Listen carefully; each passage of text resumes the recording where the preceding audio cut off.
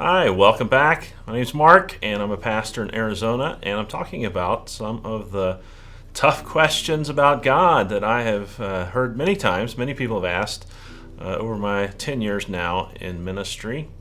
We've already established that there definitely is a God, a creator. And there's so much more evidence for God's existence than there is against. Now, what do we know about this God? Well, there's 6 or 7 billion people in the world, and there are just many ideas about God out there. And so a popular question I get next is, aren't all religions about God? Aren't they all about the same?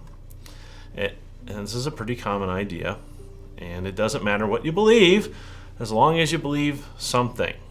Or maybe you've heard it's all about God anyway.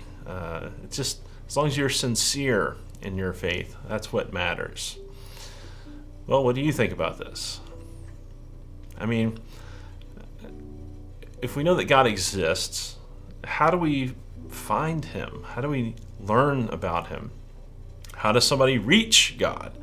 And is having faith in just a supreme being enough? I mean, sincerely believing should count for something, shouldn't it? Popular idea. So do all religions talk about the same God? And the quick answer is no. No, they don't. There is only one supreme being. Yes, the world is filled with many religions, so many different answers to the question, how does one reach God, or how does one get right with God? So, I guess the answer, you could say, hinges on the word God, which we talked about in the first episode. How do you understand the nature, the existence, or maybe the person, if you think of it that way, of God? And traditionally, people understand God as the supreme being.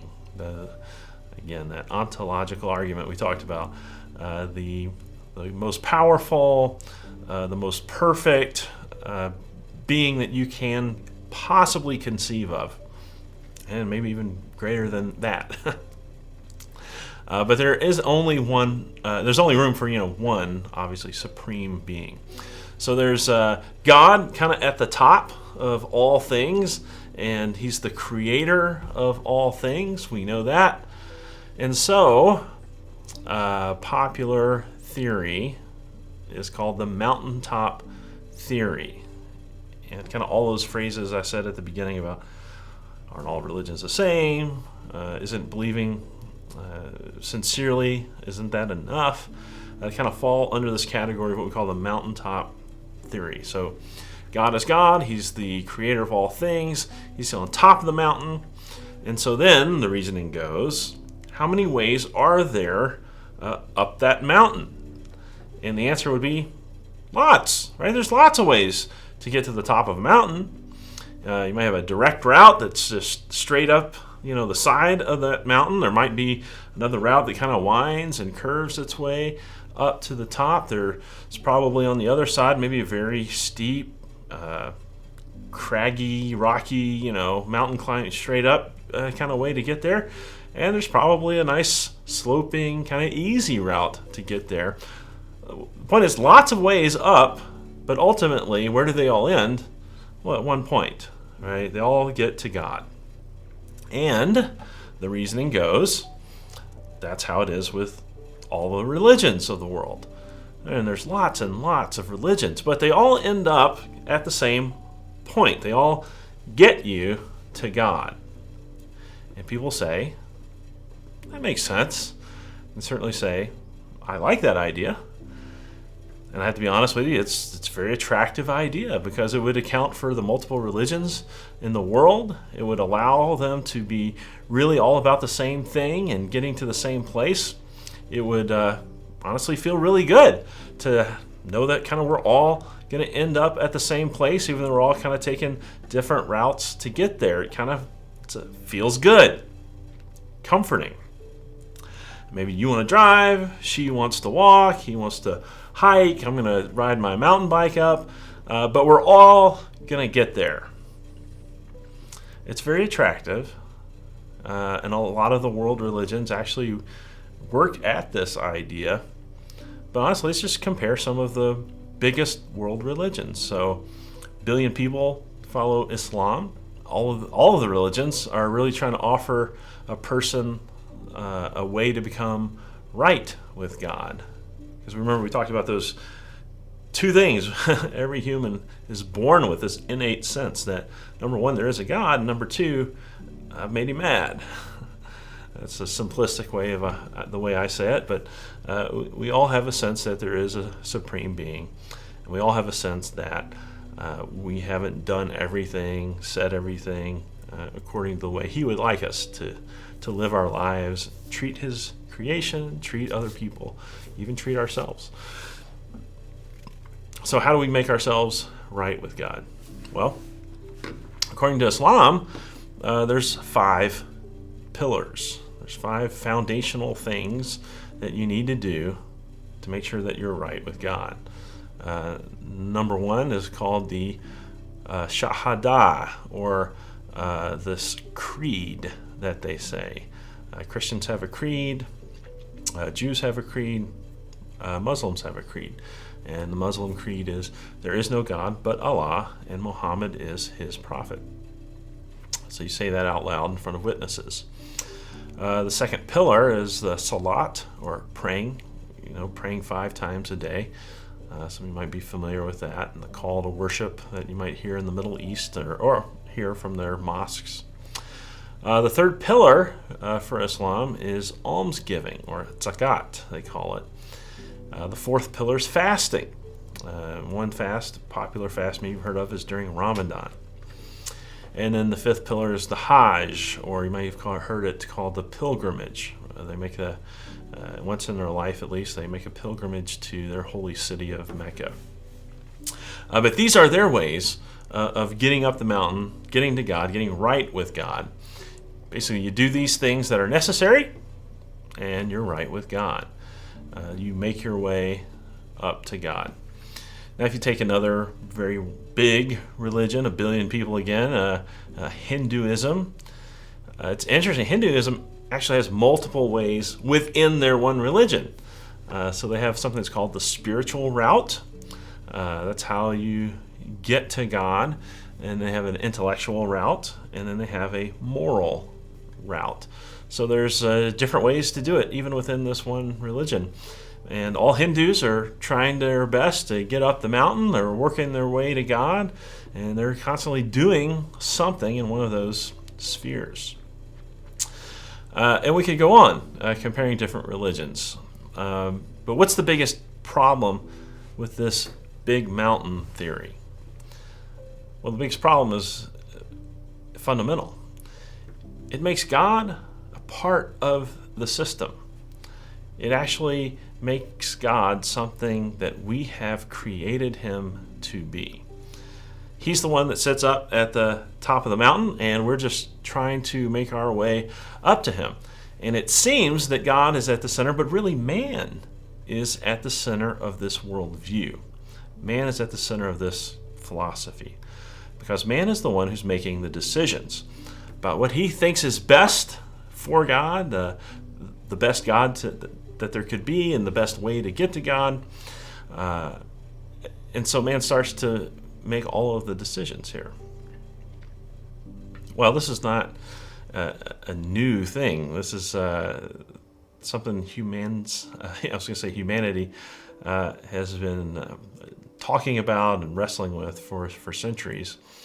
A German philosopher, theologian, maybe you could call him, Ludwig Feuerbach. He lived from 1804 to 1872, and he had this phrase he called the God of their own making. And basically what he was saying is that people project their ideas of God, like his characteristics, his attributes, onto what they think God should be like. And so they're actually creating their own God to be who and what they want, and basically what they feel comfortable with. So Feuerbach said, I'll quote, a God of our own making, he said, that's nothing worthwhile. That's simply a God that makes you feel good. A God that resonates with your ideas of what is right. And this is true for most religions. They're making a God what they think he should be like, not as he has shown himself to be. And when we put man at the center, we end up making the man the definer of God. Man says, God should be this, or God should be that, or it should be this way, or it should be that way, instead of saying, God is. Remember when God revealed his name in Exodus 3, Yahweh? It means I am. God has established the way things are and the way things should be. God defines reality. And I want you to think about this question. We're humans. God is God. What can we know about God? What can we possibly ever know about God, the Creator, the Supreme Being? And the answer is simply only what he reveals to us. A true God, a true supreme being, infinite and all-powerful. We can't study him under a microscope. We can't find him in a telescope. We cannot fully comprehend him with human philosophy. All of these things are going to be severely limited in being able to understand, comprehend, and define who God is, what he is, who we are created to be, and how he relates to us. Man is not at the center. God is. We do not get to decide which way is best. It is very tempting to want to say that all religions are equal. But a Feuerbach kind of God, a God of our own making, it's not realistic. And is there any reality in it? No, it's just what makes us feel good. I just read a tweet 2 days ago. A pastor was saying that if your God never disagrees with your worldview, with anything that you think, you may not be serving a true God. You might be serving a God of your own making. Fact of the matter is that God exists. He is real. And there is this desire to be in a right relationship with this God. And religions, they try so hard to answer this question. But why can't all of the religions be true? Well, the fact is they make very different claims about who God is, very different claims about how we get to God or we're made right with God. And many of those claims contradict and conflict with each other. And so two conflicting statements cannot both be true. And here you got many different religions with many different conflicting statements. They cannot all be true. You cannot have multiple ways to God and all of them be right. It just simply doesn't work. Now, a couple of the reasons why this theory, though, is so prevalent in our society especially is one is this, at least their understanding of tolerance. People in our day in the West, if you're watching this in the Western culture, they demand tolerance. And tolerance, understanding, patience, these are all great things. But just because we tolerate, and just because we understand other people's views and ideas of the world, it doesn't mean that we are all right. That's different. There is truth. There is one thing that is right. And there is only one truth and one God. All the other religions end up defining different gods. Anything that is not the true God is an idol. It is a God of our own making, a God that we have created based on what we want God to be like and how we want to get to God or be right with God. Tolerance. The second thing prevalent in our culture today is choice. My. If you just walk into a supermarket and try to pick out a cereal to eat for breakfast, it is unbelievable the number of choices that we have here in the West in our daily lives, in every aspect of our lives. We have so many choices.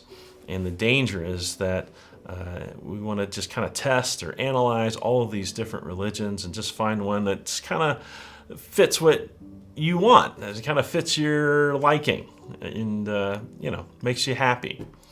But again, that puts you in the driver's seat. You're the one making the choice. You're the one deciding what feels right or what feels true.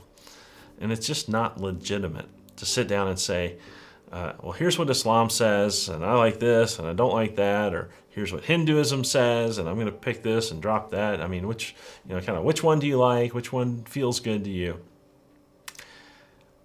Truth is not your choice. You don't get to choose reality. God is. He simply is. He is reality. He defines reality. Well, what it comes down to is, are you going to take the God that is, or are you going to take the God that you have created? A God that kind of seems to work and make you happy. That kind of takes care of your needs. A God that satisfies your ideas of what you think God should be. Proverbs 14:12, God tells us, there is a way that seems right to a man, but in the end it leads to death. And this verse illustrates the attitude that is so prevalent in our world today, that it just seems right that all these ways lead up the mountain to the same God. But as much as it may seem right that we can work our way to God or earn our way into His presence, it simply does not work. The Holy One is wholly other. I can't take credit for that turn of phrase. But the Holy One, the one who is holy, holy, holy, the true God, the creator of the heavens and earth, the supreme being. He is holy, or He is completely different. He's wholly other. He is not like us in hardly any way. He is infinite, and we are finite. He is omniscient. That means knows everything. We're very limited in our intelligence, very limited in our reason. He's all powerful. We are very weak and fragile. I mean, He's just holy, perfect, and we are, of course, very, very sinful. So He's not a part of our system. So I take the God who has created me, the God who has established the rules of the universe, and I take what He gives.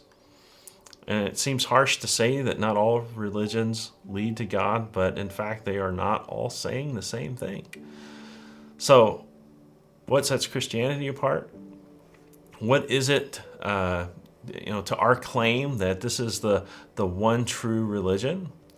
And the difference comes down to this. Are you climbing the mountain on your way to God? Are you taking God on your own terms? Or are you receiving what God gives on His terms, as He has established the way? And as we get into Christianity, more specifically in the next episode, we're going to see the stark difference and the actual opposite of every other religion in the world who's trying to find their way to God or nirvana or eternity, whatever that looks like in that religion. Man's effort to move forward and improve himself and to find God and to be right with God, versus the lone religion that says, actually, God comes down the mountain to find us. Completely opposite worldviews. And what makes more sense? That finite, limited, intelligent creatures can find and discover their way to the Creator and the Supreme Being? Or the one view that says, well, the Supreme Being has to come down and help us. He's got to find us and show us the way.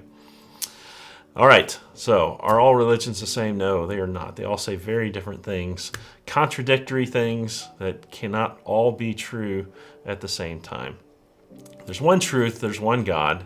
He exists, and he makes himself known to us. And we'll learn more about that in the next episode when we ask about Jesus. I so appreciate you joining me today. Have a blessed day.